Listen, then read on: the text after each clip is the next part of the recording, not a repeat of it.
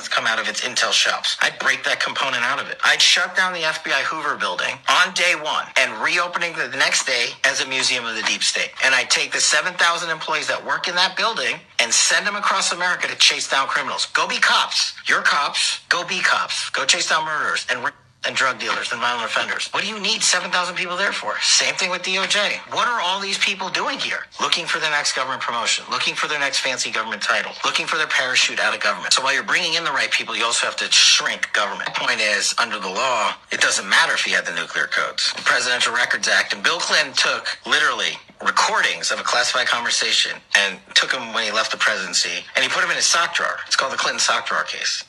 They went to federal court, the government, and the federal court adjudicated that President Clinton, as a president, has the Presidential Records Act. He can take what he wants. The court never even found out what was on the record. It's that strong. So then why does this DOJ come in and say, well, it doesn't kind of apply to Trump? And then you interview Joe Biden, and he was never president. He had 4 different locations of 20 years of classified information. But their excuse to not prosecute Joe Biden was basically he's too inept, he's too feeble-minded, so we're not going to prosecute it. I've never heard that.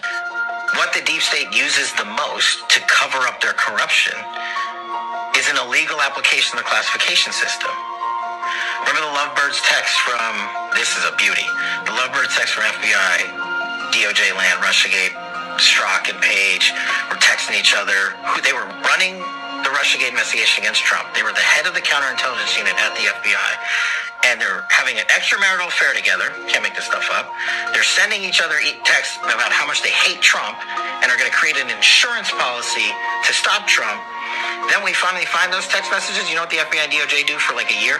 Redact them. To congressional investigators and congressional men and women running the oversight of their agency. That's just one example.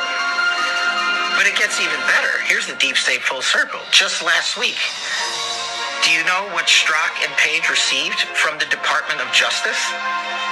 What? A $1.5 million payout to settle a lawsuit that Strzok and Page brought for the improper disclosure of their personal text messages on FBI phones.